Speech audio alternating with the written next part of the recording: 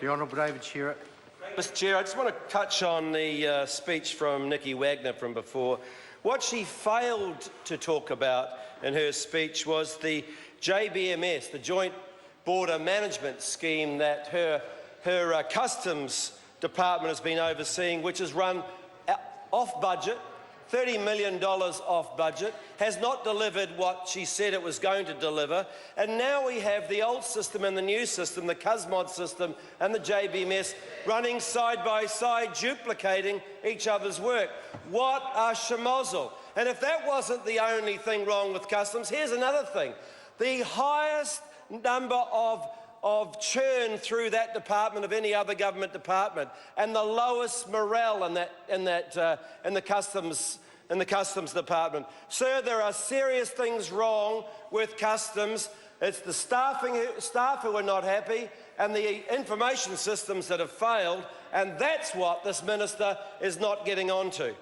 But anyway, sir, I want to move on to foreign affairs. Sir, we came on to the Security Council this year. It was good that the New Zealand is represented there. We were all very proud of that. And we are currently, right now, this month, in the presidency, rotating presidency, and New Zealand holds the presidency in the Security Council. And Murray McCully said that there were three things he wanted to do. He wanted to solve the Middle East peace process. He wanted to solve the issue of the veto in the Security Council, and he wanted to do some work on bringing up the issues and the interests of small developing states. Well, we haven't heard anything about small developing states, sir.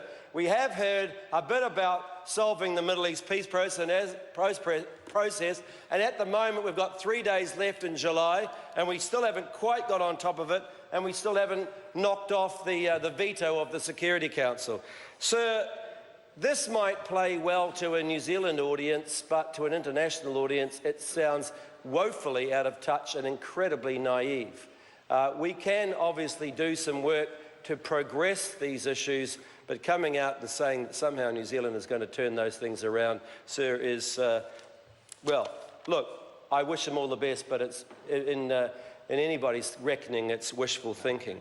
Meanwhile, the government has done this, and I want to just run through this little story. 900 sheep in the South Island, 300 owned by Mr. Al Khalifa.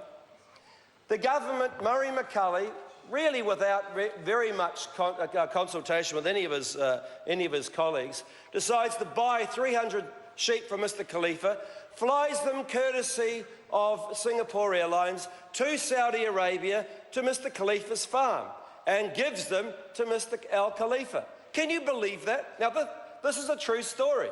This is a true story. People, you could write about this and nobody would believe you. And then those 900 sheep that sit there in Saudi Arabia are all pregnant ewes. 700 of those lambs die. And this is supposed to be a model farm that New Zealand is going to be advertising its wares from. Incredible. An incredible fiasco and debacle. Now, the reason we did that, according to the government, is because the Labor government said that we were banning the export of live sheep, and it had upset Mr. Al Khalifa. Well, actually, this government extended the ban on live sheep exports in 2010, but somehow that was a problem. Now, and Mr. Al Khalifa was supposed to be suing New Zealand because we had taken away some of his rights. The only thing is that the government won't release the papers that show what Mr. Al Khalifa was likely to do. And Mr. McCully says, oh, we actually had an opinion on this, a legal opinion on this. Well, he won't release the legal opinion, and they certainly won't release any information about whether they sought a second legal opinion, perhaps from the law office. Absolute debacle. But then there's another reason. There's another reason, and that reason is that somehow this is going to block a free trade agreement that New Zealand is going to have with Saudi Arabia and other Gulf states. Now look, I want you to reflect on this. If a company had said this, that they were going to be paying a Saudi businessman this sort of money, what would we call it? We would call it a bribe. That's what we would call it, and that's what exactly it is. And yet Mr McCulley has entered the New Zealand government into a bribe. Call the Honourable Todd